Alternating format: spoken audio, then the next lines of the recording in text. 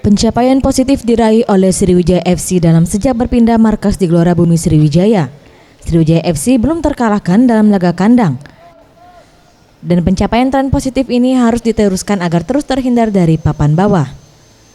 Menurut Ucok Hidayat, manajer SFC mengatakan, sejauh ini manajemen Sriwijaya FC terus melakukan evaluasi dari segi fisik, teknik, dan permainan.